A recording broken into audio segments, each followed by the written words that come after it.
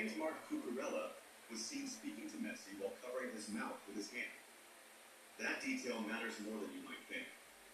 Because at this World Cup, FIFA had introduced a brand new rule. If a player covered his mouth during a confrontation so that officials could not see or verify what was being said, referees now had the authority to send him off. The rule had been inspired by an incident earlier in the year, when a player had shielded his mouth while directing abuse at an opponent, making it impossible to prove what came out. And it was not a theoretical rule. Earlier in this very tournament, Paraguay's Miguel Almiron had been sent off under it. So when replays showed Cucurella covering his mouth toward Messi, a section of fans immediately asked the obvious question: if the rule is the rule, why is he still on the pitch? Was it selective enforcement? Was it one standard for one team and a different standard for another? This tied directly into a narrative that had been building for weeks.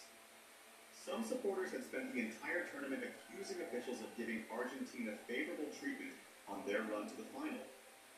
Now, the shoe was on the other foot, and a different set of fans felt the officials had let a Spanish player off the hook. The truth is murkier than either side wants to admit.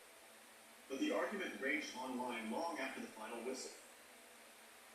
And then, right at the edge of regulation, came the moment that truly decided the World Cup.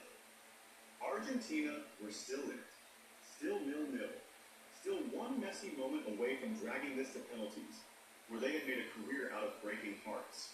But their discipline was gone.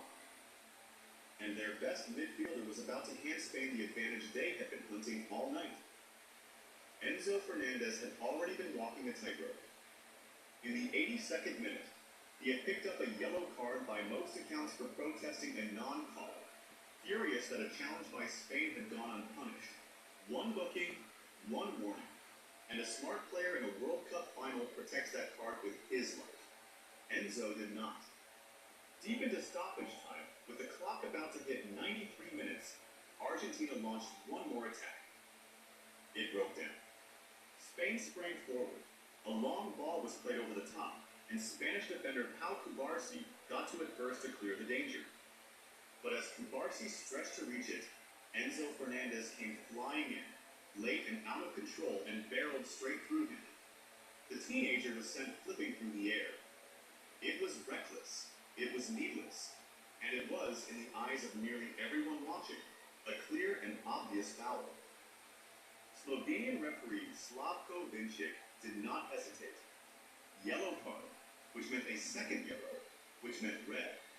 Enzo Fernandez was sent off, becoming just the 6th player in the entire history of World Cup finals to be dismissed. His night was over, and so in many ways was Argentina's hope. Now, was it the right call? This is where the controversy gets interesting, because even the neutrals mostly agree.